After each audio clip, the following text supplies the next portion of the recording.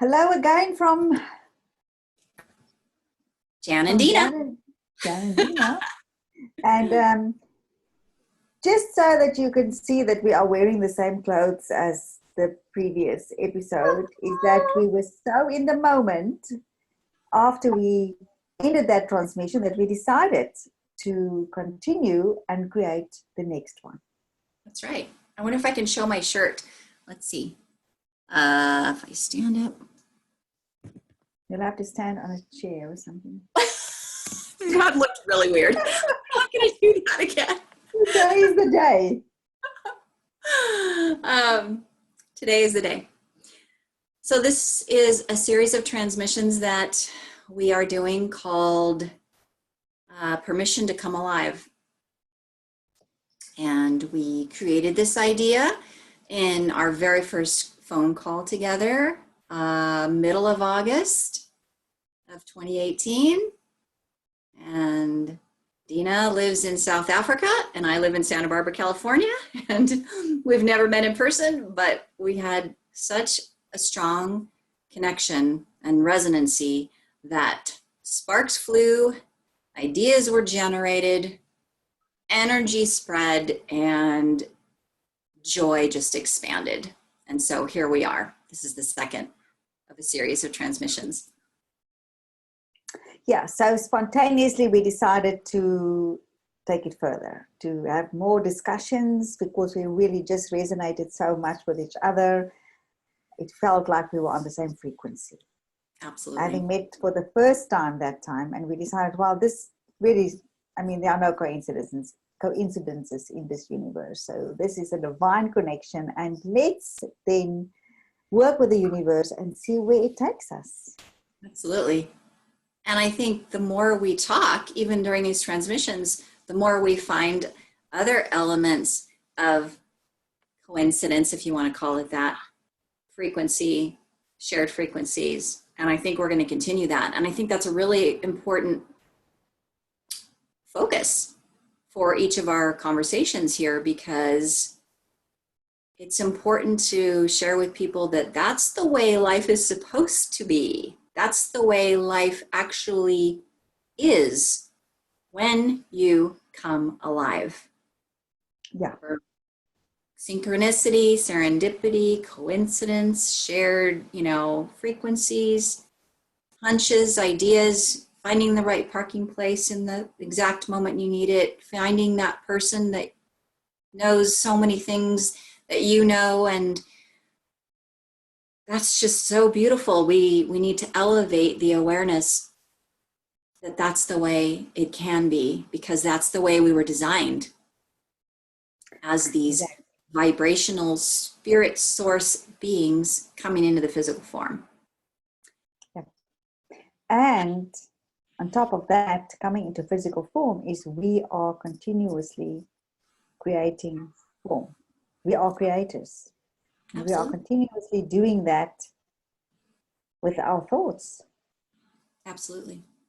In fact, when you, in the last transmission, said, coming to know who you are, that's sometimes a challenge, coming to know fully who you are.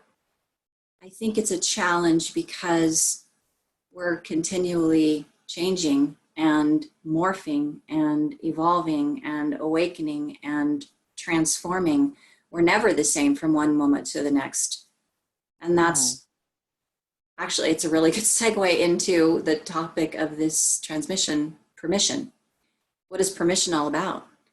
Permission means recognizing that each of us is continually desiring change, desiring to feel better, desiring to awaken and present the real me inside of here at every moment, and discovering who that is. And there's no one that's going to give you permission except yourself. Yes. Even though we may think we need it from people, a partner or family or whatever, that is actually just an excuse to keep you in your comfort zone. If you really want something, you need to give yourself permission first. because that is the person that you must, that's the gate that you must pass, is yourself. Mm-hmm. And of course, by meaning yourself is your ego mind that would love to keep things the same. So if you are used to not giving yourself permission to come alive, either giving yourself not permission or coming alive, then this is going to be quite an adventure for you, and quite a courageous adventure for you to do this. Absolutely. You know, I didn't plan on this, but can I share how I came into my ghostwriting editing business? Because it has to do with this. So Sure. I was asked to speak at a holistic chamber meeting back in early 2015, late winter. And I designed a talk that was called, Who Are You? And I created exercises and materials and the talk topic content. And it went really well. And I got home afterward and just felt really good about it. And I was reviewing the notes and all the exercises that I created for this and that everyone loved.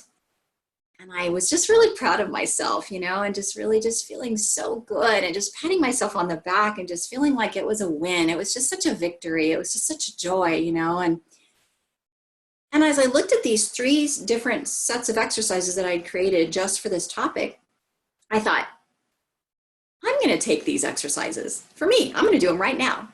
So me, a little background on me, I always was the one who wanted to take assessment tests, you know, the one who wanted to find out what this result was if I took the left brain versus right brain, or the audio versus visual, or the, you know, whatever these, you see them everywhere, Facebook, magazines, everywhere.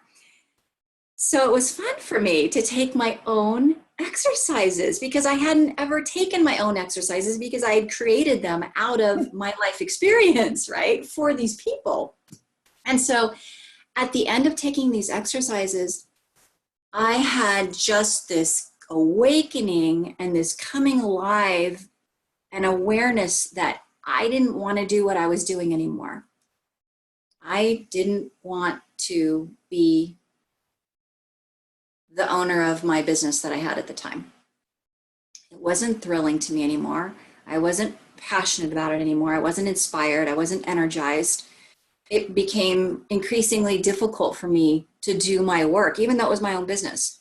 And the reason it became increasingly difficult and boring and challenging, and I procrastinated, was because it wasn't who I was anymore. And so I came to this, you might want to call it a come to Jesus moment after doing the exercises. And I said, I can change my mind. I created this business. I created this identity. I shared it with my public, but I have to give myself permission to change my mind about what I want to do and do it. And then I did. I changed my mind, and I decided from the result of these exercises that I wanted to do ghostwriting and editing. And within 48 hours, I thought of the name of the business. I secured the domain. I created the entire website. I created a Facebook business page. I created an email. I sent it out to my database announcing that I was transitioning and I had a new business. It was my launch, and that was in 48 hours. And that wouldn't have happened if I hadn't given myself permission to change my mind, without concern for how is that going to look? What are people going to think of me? What about the clients of that other business? What if I don't have the this behind it or the that behind it, or permission or authority or support or whatever? And so the point of this all is, not only did I give myself permission to change my mind, but I had to let everyone know that this is what I'm doing. And don't expect that of me anymore. That's courage. Don't expect me to act the same way anymore, because I'm not that person anymore. And yeah, it was only 2 days ago, but your life can change in an hour. Absolutely. And of course, you know, sending out that email just made it sort of permanent. It's like burning a bridge. It's like, it's like no turning back. You know, I've made this decision. Yeah. And isn't that so powerful? to make a decision. You know, in our neurology, the word decision is such a powerful word. If we say that we decide something, it's a very powerful symbolic symbol in our neurology, is to when we say that we make the decision. And of course, you know, coming together with that is our own personal integrity, is to respect ourselves, that when we say that we make a decision, that we actually honor it. Yeah. So it's not something to do lightly, it's something to do when we're really serious about something. Yeah, well, that goes along with the giving yourself permission, because we're conditioned through our parents and the people who raised us and the people we look up to and the leaders of the world and politicians, religious leaders, teachers, everyone, to people please. I mean, if you want to just put it into one little box, as simple as possible, we're brought up to people please. We're brought up to make sure that our mother feels better and our, you know, teacher approves of our work and our, you know, leader of this accepts our admission and our friends like us. And, you know, we are raised to conform. Put ourselves last. We're not important. Our thoughts aren't important. Our feelings aren't important. What's important is doing the right thing. Well, what does the right thing mean? The right thing that we're raised to believe is the right thing for everyone else. And so we don't ever give ourselves permission, because we're raised that you just don't do that. That's the major paradigm break. And so it's not just a courage thing. I mean, although it does take courage, but it's easier when you are so clear about that thing you want to do now, or that thing you want to have, or that thing you want to be, that you just have there's nothing going to get in your way. Nothing can stop you, because you are feeling so good and so excited about that thing that you want. There's not a doubt in your mind, and there's no resistance to giving yourself permission and to just starting it. You know, so yeah, you can take courage into the play, but when you're inspired to that high degree, it's almost like there's this higher calling that had just spoken to you, and you have no choice. You can't ignore it, because you feel better than you felt in a long, long time. It's easy. It's easy. Yes, it's easy. But I do want to say that however easy that may be in that moment, if you start dwelling upon it, if you start not taking action immediately on your decision, then of course, you know, because that's a huge step out of your comfort zone. Yeah. That's a huge step for just, you know, rocking the boat and turning everything upside down. Is you have to take action on that immediately, because otherwise you'll talk yourself out of it. Yeah. And the other thing is, when you start to think the old paradigm, well, I should check with so-and-so, or I should run it by so-and-so, or I should get so-and-so's opinion, or I should share it with so-and-so and make sure that they think it's okay before I actually do it. That's the trap that you've been in your whole life. So you're back to people pleasing. Yeah. You know, the best decisions are made from only you, only your soul, only your heart, and your inspired thoughts. And once you stay in that focus and in that alignment, don't share it till it's done. That's why I waited. The website was up, the name was up, the Facebook was up. I had my list of services and the pricing. I knew exactly what types of services I was going to do, and then boom, it's out there. And what I love what you said, Jan, is, you know, it just feels, it's like everything is aligned. Absolutely. With that decision. Everything is absolutely aligned. And, you know, and then you sort of stay in that energy as you take action. Yeah. And not share it until it's done. Because no matter who you're going to share it with is not going to agree with you, because that is way out of their comfort zone. Yes. With how they see you and how they experience you and how they want to keep you the same as, you know, as you before. And of course, you know, then it's easy when we start lending our ears out for that we sort of have this glimpse of who we can really be, and then we can pull back. Yeah. and not do it. So what do you think about permission, and what does that feel like? What comes up for you when you talk about permission to come alive? Permission to come alive for me is to really have that freedom in me. Mm. To really honor my inner freedom, my inner being, you know, just, and it's to really consciously seeking it out, is to really consciously put me in a place. I call it my happy place, I love it. where I just feel it's such a combination of, I think there are different degrees of alive. Let me take back. I've got Yeah. different degrees of alive. Yeah. I've got a degree of alive where I'm just so at peace. And I think that's the happy place, where I just feel so connected with source. It doesn't matter what's happening around me. You know, especially, you know, we're in a thought universe, so we pick up lots of thoughts. And, you know, if you really allow yourself, you can really worry about something every second. But if you decide that, you know, I'm in control of my mind, I'm choosing my thoughts, and there's my happy place, is where I just know that I'm safe and I'm loved and everything works out for me. Yeah.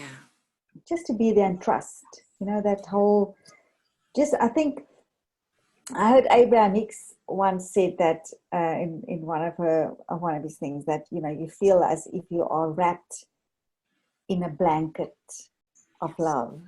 Yes. And that feeling is just so peaceful.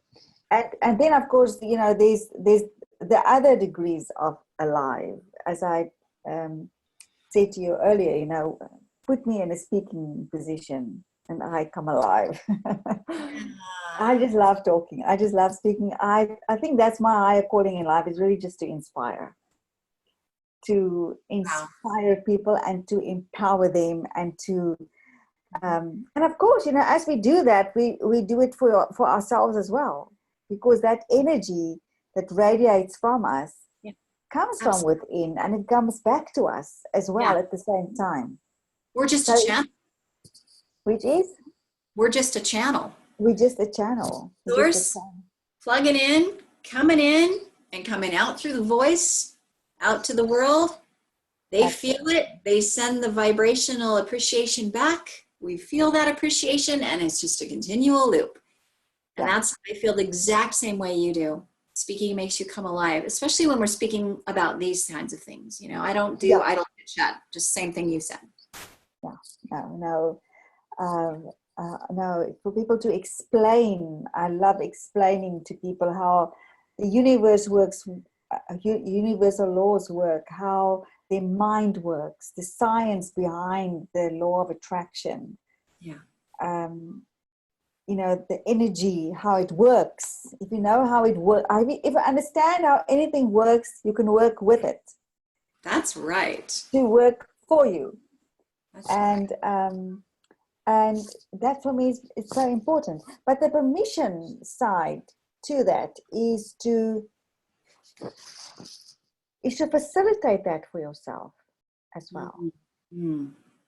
You know, to facilitate it, to surround, you know, your environment is very important to facilitate that coming alive. Yes. So to surround yourself with activities, people, places, things, where that becomes easier and easier. Because, I mean, what are we after? We are after a way of being. That's right. Of feeling alive.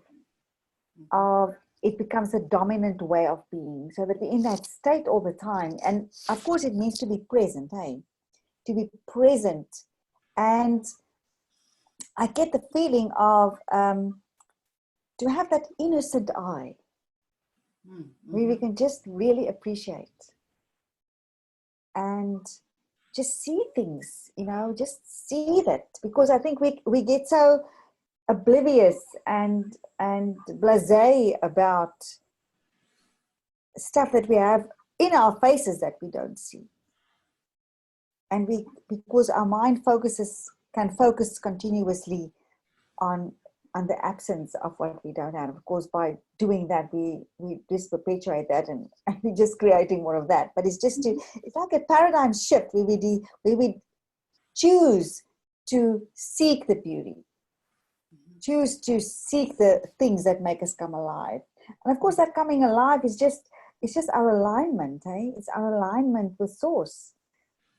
When you see something that's beautiful, when you just can appreciate a beautiful sunset, or see or read about somebody that received a miracle, or anything like that, an random act of kindness.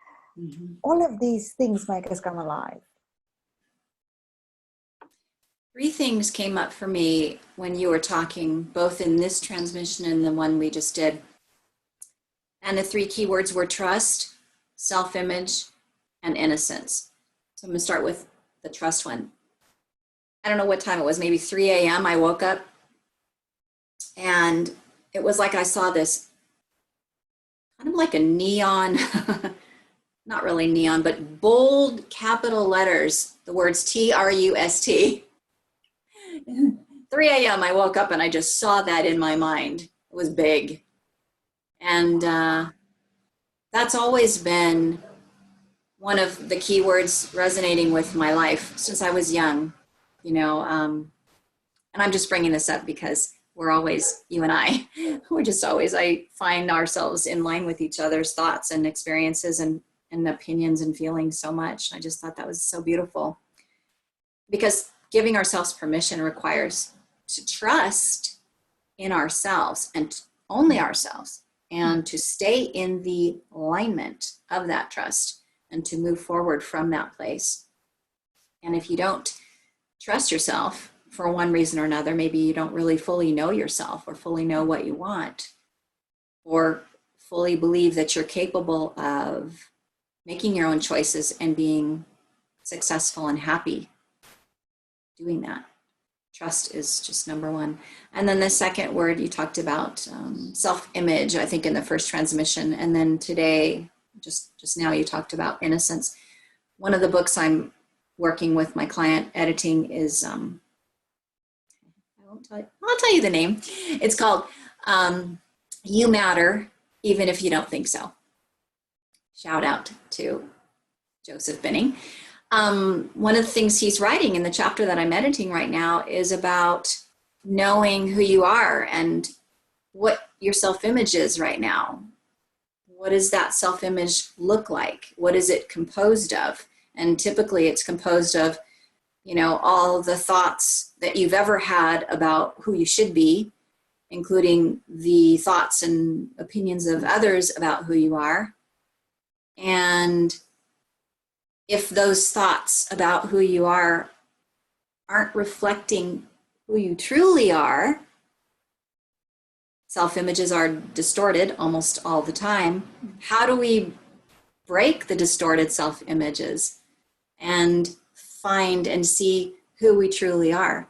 And for each of us, that's difficult, because we're the ones with these, these stories, as Joseph says in his book, that are comprised of every experience we've ever had in our lives. This happened to me, so now I'm this, and that happened to me, so now I'm that, so I believe this because that happened to me. And so that means I'm this and I'm not that. And that's our self-image, And so he talks about one of the ways to break that and to find out who you truly are and your accurate self-image is going back to the innocence of when you were a child. So when you were a child, before you felt this people-pleasing, redirected sense of self, you had no boundaries. You had no idea that there were limits in life. You believed in happily ever after. You believed in creating anything you wanted. You believed in happiness. You were constantly happy, bouncing around, playing, making believe, making your dolls, making houses out of sheets and cardboard boxes, and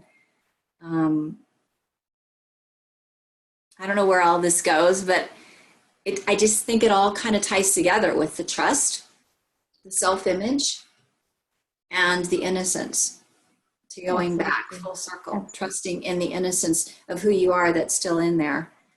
And that's the part you trust. That's the part you give permission to move full speed ahead. Yeah. And I think, a great way to become aware of that is things that we lose along the way is our unconditional self-worth and our imagination. Absolutely. And our unconditional self-worth is unknowingly often destroyed by parents and teachers because of the whole, as you call it, the people pleasing. And and we are cultivated into little performance people. You have to perform, you have to, and you are measured, and we learn then that we are loved and approved of when we perform. Exactly. When we do well. If we don't do well, then we are reprimanded and ridiculed and ignored. Mm-hmm. And well, according to that person's definition of well. Exactly. And it's so often because we learn to compare ourselves to others, because that's where the competition comes in and the performance comes in. And what happens is that we actually confuse our self-worth with our self-confidence. Yeah. And that our self-worth is unconditional. We are beings. We are spiritual beings in a human body. So your worth is a given. The rest is all about confidence. The rest is everything external to you is about your doing. It's about doing things, learning things, getting things, people. It's all about external stuff. And that, to separate that, is so important, because that allows you to make mistakes, to be yourself, to explore things, because your self-worth is not on the line. If we measure our self-worth in terms of what we do and not do, have and not have, and what other people think about us or other people's opinions, then we're on a permanent roller coaster ride. That self-image is on a permanent roller coaster ride. Absolutely. And that's when we create that image of inferior, unworthy, not good enough. And that stays with you. Even if you form that at 10 years old, that stays with you your whole adult life until you correct that self-image. Because the fact is that we cannot rise above how we see ourselves. That's right. That's so true. That's absolutely true. And I got so scared when I learned that. Yeah. Because wow. Yeah. So it's my mission, people need to correct their self-image. Then they need to step into that powerful self of theirs and do it often enough so that it becomes a way of being. Absolutely. I think that leads into a topic maybe we can do another time about who are you? Who are you really? Who are you really? And how to find that out. It sounds so simple and so mundane and obvious, but it's not really. But as far as giving yourself permission, I just want to put out there that we're taught, as I said, we're people pleasers. So we're taught that we have to get permission, or you can use another word to replace permission with approval, acceptance, forgiveness, support, all kinds of words. But that comes from that people-pleasing place. And it starts with us. Newsflash, we are adults and we don't need anyone's permission. I can create whatever it is that I want to create. I can be whatever I want to be. And I can do it in whatever way I want to do it. I don't need to have any established standards to be me. And that's where part of that strength for me to change my career to ghostwriting and editing came from. Because in the back of my mind, I had thoughts of, oh, but I don't have a degree in that, or oh, I don't have a certification, or oh, I haven't, you know. But then on the other side of my mind, I've been like, well, I've been doing that my whole life. I've been writing and editing and creating my whole life. So which is valid? Do I need that certification, that degree, that approval, permission, endorsement? Or do I just need me and my ability, my gifts, and my experience? And that's part one, of course. And of course, that is the proof of the pudding. Is, you know, can you do it or not? Absolutely. So I wanted to say something, but now it's left my thoughts. Let's talk about at each transmission our websites and who, you know, what we do. So just in case people don't watch the previous one. Okay. So you had such a beautiful way of putting what you do, Jan. Go for it. Okay. I have two businesses. I'm a ghostwriter and editor, and that website is thegiftedghostwriter.com. And I'm also a Genius and Joy life alignment coach, or I call it a guide. I'm not really a coach. I'm guiding you. And that website is thegeniusandjoylifeexperience.com. And I am a business and life success coach for entrepreneurs. And I help you to create a prosperous soul purpose business by looking at your relationship with yourself, your self-image. I just talked about that at length. Your relationship with money, your relationship with your inner being. And then also look at your purpose, at your soul purpose, your niche, what makes you come alive, and really explore that and package that and refine it and dish it up so that your clients says it's just a gourmet meal that they can't resist. Absolutely.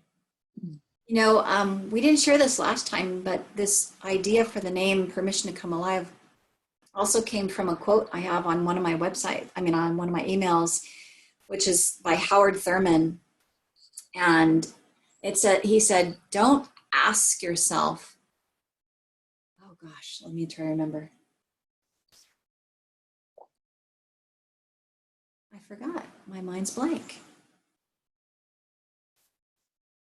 Don't ask yourself, what is your niche? I think that's what he said. Ask yourself what makes you come alive. Yes, something similar to that. Let me see if I can find it. My mind went blank. Don't ask yourself what you can do. Something like, don't ask yourself what you can do, what the world, oh, here we go. Don't ask yourself what the world needs. Yes, that's it. Ask yourself what makes you come alive. Makes you come alive. Because what the world needs is people who have come alive. Come alive. So it's just an example of what we're taught is to find out what he needs and what she needs and what you need and what they need, and then go serve them. And he's saying, don't ask what the world needs. Ask what makes you come alive. And then go do that and be that, because that's the world needs. We need people to come alive. Yeah, and it will definitely resonate anyway with serving and bring it all together for you. Yeah, when you come alive and you find who you are and you display that and show that to the world, it's just, like I said in the last transmission, it's a boomerang effect. You know, you end up serving, if you don't serve yourself first, like they say, the flight attendants say on the plane, you can't serve anyone else. You're serving from a depleted, empty cup, and nobody's going to get anything out of a choked off cup, because you're trying to please everyone else without even knowing who you are and pleasing yourself first.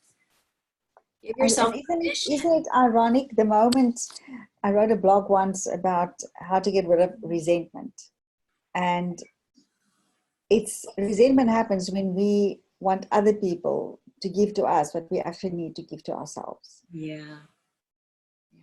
So, and it's so amazing that the moment we start giving to ourselves, the moment that we really take time for ourselves and spend time with ourselves and do the things that make us come alive, then we have so much surplus energy. Absolutely. Because To we just tap into that. spread, to just spread into our families and the kids and everything that demands of us, then we have the surplus to actually, let them just bathe in it, basically. Absolutely. It's like we turn on our ignition switches because then we can turn on the power, but we can't turn on the service to others if we haven't turned on our own power. Yes, then the battery is flat. Yeah. Well, I loved this transmission today. I'm so happy and look forward to the next one. I'll be wearing a different shirt. And I hope you've enjoyed this. People who have been watching this, we really tried to keep it to a half an hour, but we really, this is such a spontaneous, really a spontaneous transmission. Absolutely. We have no notes, we have nothing. Exactly. We have a theme, and we just talk. So if you love this, please like it. Please subscribe to our videos, whether you see it on Jan's YouTube or mine. And then also, click that bell notification so that you can get notified when we have a next video. Absolutely. And if you have any questions or comments, we would love to hear from you. Yes. Great. So give yourself permission. Go out there and do what you can do best. No one else can come do alive. Come alive and feel what that feels like again and again and again. So appreciative. Or take it to the next step. Okay. Let me just stop talking. Bye for now. Bye.